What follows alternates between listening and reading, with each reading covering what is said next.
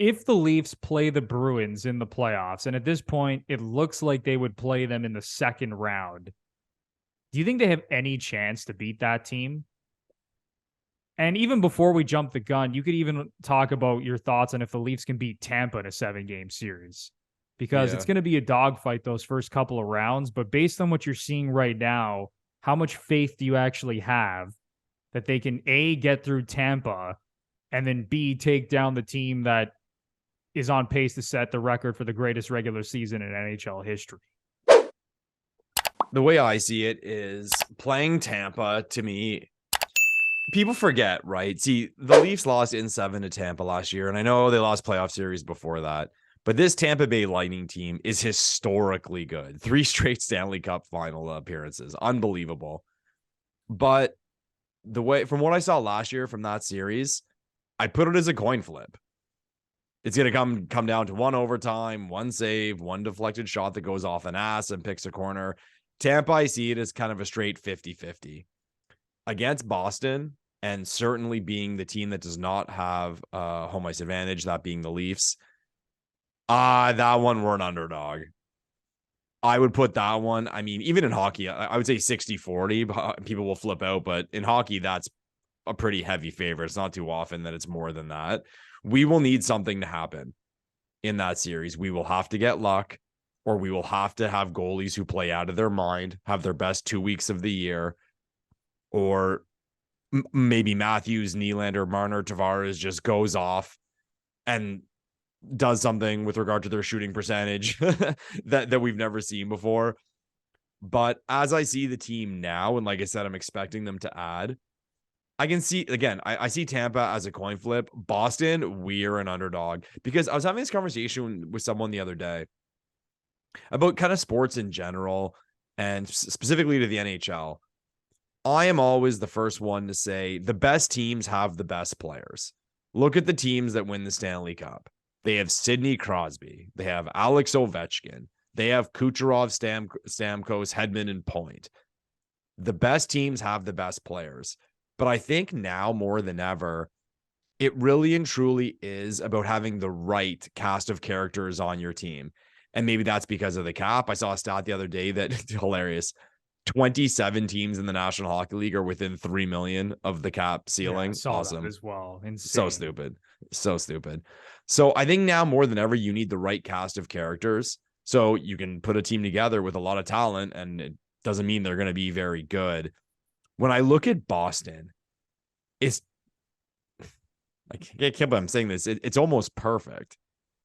They're deep. They're heavy. They have speed. They have scores. They can beat you different ways. They have a goalie who's playing out of his mind. They have an intimidating building. Just the whole thing, tough to beat, man. So the Leafs are going to have to do something special during that 2-week period if we get to the Bruins, and if we want to beat the Bruins. Yeah, I agree with you. I think the Lightning series again is going to be a coin flip, because barring just an absolute miracle at this point, it's going to be Leafs and Tampa in the first round. Yeah, it's not even and close. By miracle, I mean someone catching Tampa, or even the Leafs falling out of the 2-3 spot in the Atlantic and becoming a wild card and maybe playing, I don't know, Carolina or New Jersey in the first round or something like that, which isn't ideal either, specifically a matchup against Carolina. But it's going to be a coin flip against Tampa, battle-tested team that's going to be hungry once again. That series could go either way. And it's just so crazy that the Leafs might end up blowing up the team and, not renewing Dubas's contract and getting rid of Sheldon Keefe if they, once again lose in the first round in 7 games, which is kind of crazy because, like we said, Tampa right now is in 4th place in the NHL and the Leafs are in 5th. And I agree with you right now in terms of what I'm seeing with this Boston Bruins team. If the Leafs do get to the second round, the first thing going against them is that they're not going to have home ice. And Boston, as I've said on this podcast multiple times, has been an absolute wagon on home ice this season. This team has been outrageously dominant at home this season. 21-1-3 at TD Garden this season. So that's the first thing going against you. And I love that point that you made about the cast of characters, how Bergeron and Krejci said, screw it. Let's run this back one more season. Krejci comes back from the Czech Republic. Bergeron's back when he was contemplating retirement. You have David Pastrnak, who's scoring at a 50 to 60 goal pace this season. Brad Marchand, Charlie McAvoy. Like, they got some really good players, man. You go down that lineup, like Taylor Hall. Everyone just forgets about Taylor Hall just chilling there, like on the third line. It's a good team. Yeah. When I was watching the game, I'm like, oh yeah, they have Taylor Hall. Yeah. Oh, right. They have Taylor Hall. Sure. It's wild to think about. I agree with what you said. The Leafs are just going to have to get hot at the right time. I think the Leafs have the talent to beat any team in a 7-game series, but it's like you said, man, they're going to have to get really hot offensively. They're going to need Murray to steal 1 or 2 games at least, or who knows, maybe it's going to be Samsonov. I was going to say. I hope the Leafs figure out their goaltending situation before the playoffs start, for the love of God. But it's going to be really tough, man. They're obviously going to be an underdog. Can they get it done? Yes. But at this point, it doesn't look likely. And it doesn't look likely that any team in the East could beat Boston. But saying that, I honestly don't think the Bruins are going to win the Cup. Me neither. I don't know when they're going to get clipped, who they're going to get clipped by, whether it's the Leafs or Tampa or Carolina or in the Stanley Cup final. But right now, it is really hard to bet against that Bruins team the way that they're playing. Yeah, they're unbelievable. And me agreeing with you saying I don't think they're going to win the Stanley Cup has nothing to do with anything other than we've seen this story before of the team that just blows past the regular season. It just never seems to work out that way, that they continue it through the playoffs.